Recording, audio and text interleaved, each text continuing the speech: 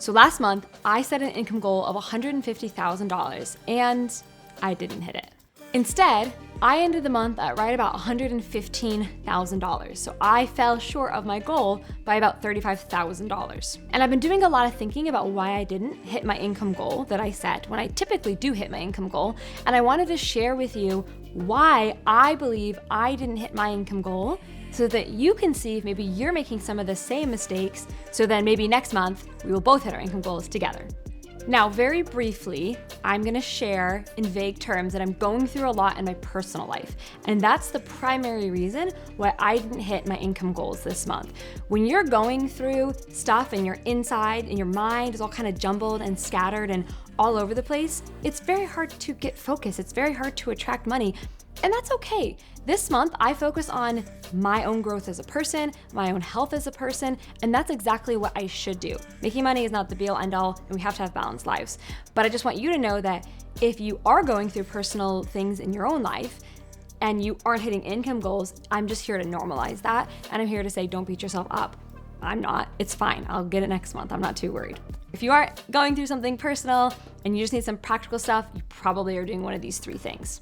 So, number one, I did not share very many testimonials last month. I usually share a ton of testimonials. I get literally like 4 or 5 great testimonials per day now because we have so many customers. And I'm usually really good about sharing them either to my email list or to Instagram or even sometimes here on YouTube.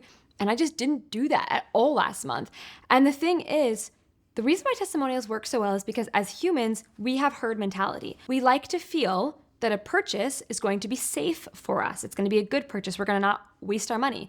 And so testimonials are a way of other people telling us, hey, this is a great purchase. This is safe for you. Somebody else has walked the path before you, purchased a product, said that it was great. I mean, my testimonials are incredible. People have purchased my programs, seen great results. My favorite one recently, somebody purchased a mini course for $24 and she made over $2,000 in the first week from what I taught her in a $24 course. That's a great testimonial. And I usually am really good about sharing testimonials like that, but this time and last month I didn't, and that's a big reason why I didn't hit my income goal. Second thing, last month I stopped being creative with my content. I really just mentally checked out from being creative with my content. And I really think it showed both in the number of followers that I got last month, which was a lot less than it normally is, and also in the amount of money that I make is also less. So you can really tell that when I'm not energetically and creatively plugged into my content creation, I don't see as great results. So if you are currently checking boxes with your content and you're not enjoying it and you're not having fun with it and it's sort of just like, oh,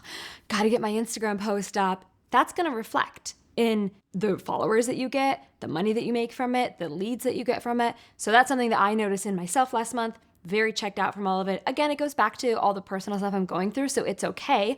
I'm not beating myself up, but it does help us diagnose why we didn't hit an income goal.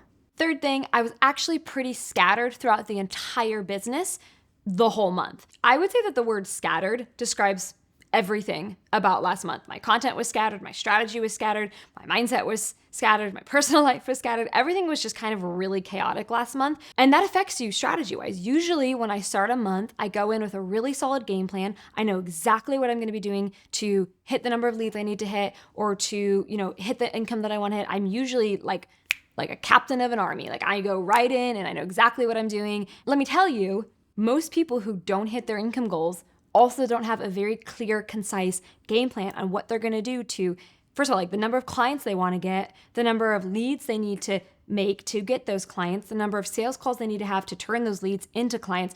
Most of you guys don't have any of that written down, any of that figured out, any of that calculated. And so you do most of your months the way I did last month, where it's very scattered and all over the place and very lack of strategy. And you wake up and you don't really know exactly what you're supposed to be doing to grow your business. All of that is going to come together, and the results of that at the end of the month is going to be a missed income goal. And my last month is a classic example of that. I was very scattered. I had no game plan. I didn't do what I was supposed to be doing, and I didn't hit my income goal. So again, it's great to diagnose.